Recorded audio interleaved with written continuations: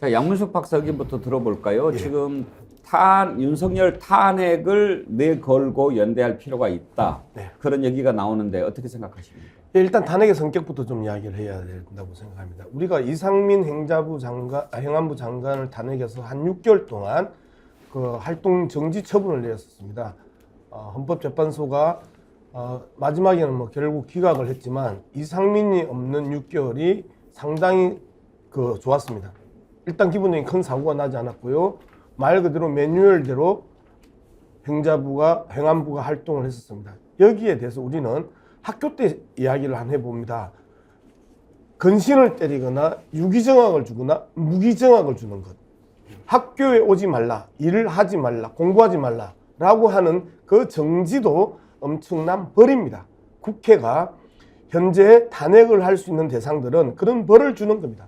그리고 마지막에 헌법재판소가 어떻게 받든지 간에 이러한 벌들을 내려야 될 때가 됐다라는 부분에 검사 탄핵이나 장관 탄핵들을 이야기를 하고, 지금 이야기했던 윤석열 대통령에 대한 탄핵도 당분간 제발 좀 우리 국민들 눈앞에서 좀 사라져달라. 그리고 아무것도 하지 말라. 차라리 아무것도 하지 않는 게 국가 시스템으로 돌아가는 대한민국의 국정 운영이 가능할 것이다 하면 6개월이든 1년이든 윤석열 대통령 모든 활동에 스톱을 걸어라 라는 부분이 윤석열 대통령에 대한 탄핵 요구입니다. 그러면 이제 정치적으로 봤었을 때 탄핵이라는 큰 그 기치 하에서 윤석열 대통령의 국정을 거부하거나 반대하는 사람들이 다 모이면 말 그대로 이런 것이 바로 빅텐트입니다.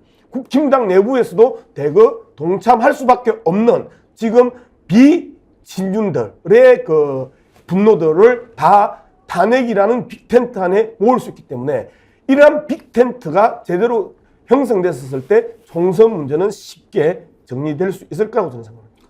박진영 부원장, 지금 민주당이 당론 아니다라고 부인했는데 저런 논의가 당 내에서는 좀 있습니까?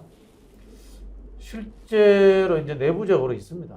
내부적으로 상당히 있고요. 그게 제가 들은 바로는 이제 12월 27일이 마지노선인데 도이치모터스 특검이 올라가는 상황에 민심의 변화, 그리고 국민의힘의 내부의 동료, 이런 것들이 아마 판단 기준이 될 것 같은데요. 양문석 박사님이 이 탄핵의 정당성을 말씀하셨다면 저는 좀 전략적 측면을 좀 말씀드리려고 하는데요. 지금 윤석열 대통령을 싫어한다는 의견이 한 60% 정도 가까이 나옵니다. 60% 정도 나오고요. 그중에서 정말 싫다가 53에서 55% 정도 나옵니다. 평균적으로. 정말 싫다라는 증오의 강도라는 것이 결국은 정치 지도자들이 국민들의 의견을 들어서 윤석열을 탄핵할 수 있는 하나의 감정적 근거가 됩니다. 그러면은 이 53%, 55%의 국민들의 여론이라는 것이 투표장에 그대로 나올 것인가 하는 문제인데요. 우리는 선호의 강도, 증오의 강도가 높은 사람들이 열성적으로 투표한다라고 통계학적으로 이야기를 하고 있습니다. 지금 우리나라의 53%, 55%의 국민들은 윤석열 탄핵하겠다라고 야당이 강하게 나오면 투표하러 올 확률이 더 높다는 겁니다. 근데 지금 민주당의 지지율이 그 정도까지 못 가고 있습니다. 그것은 민주당이 국민들이 바라는 만큼 강한 목소리를 못 내주기 때문에 그런 상황이다. 이렇게 해석을 하시면 되는 거고요. 지난 총선 때 민주당이 180석 가까이 얻었는데요. 지역구별로 득표율을 보면요. 평균 한 51% 정도의 득표를 했습니다. 정당 득표율은 34% 정도 했습니다만 지역구별로는 국민들이 전략적으로 그렇게 투표를 해줬거든요. 지금 윤석열을 싫어하는 53%가 지역구별로 투표해준다면요. 지난번에 있었던 180석보다 더 많은 의석을 얻을 수도 있습니다. 그런 측면에서 윤석열 대통령에 대한 증오의 강도와 그 다음에 이 투표율을 계산해 봤을 때 민주당이 탄핵을 걸고 나가는 것이 결코 불리하지는 않다라는 제가 분석을 해드리고 싶습니다. 서정욱 변호사 의견 들어볼까요? 제가 이제 이거 노무현 대통령 탄핵 당시 지지율을 봤어요. 노무현 대통령이 뭐라 했냐면 열린우리당이 압도적 일당 승리하기를 바란다 이랬어요.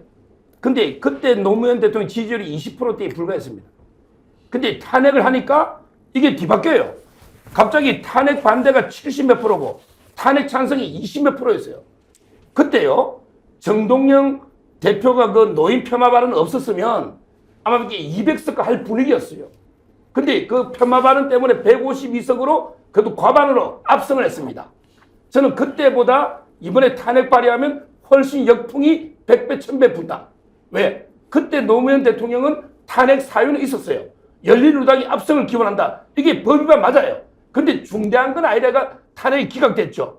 근데 이번에 윤석열 대통령 탄핵 사유는 뭐 조국 교수의 표현에 하면 딸이 채봉 하나 보는 게 다예요. 그 다음에 이진복 수석이 뭐 안철수한테 아무 말 안 하면 아무 일 안 생긴다. 또는 인유한 위원장이 뭐 대통령 측에 격려 응원이 있다. 이거는 직접 대통령이 한 것도 아니에요.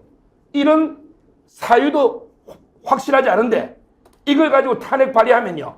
옛날에 그 탄도리들 있잖아. 까면 안 되는데 탄핵 역풍 때문에 국회 뺏지다는 민주당의 탄도리들 많았거든요. 이번에 국민의힘 탄도리들 많이 생길 겁니다.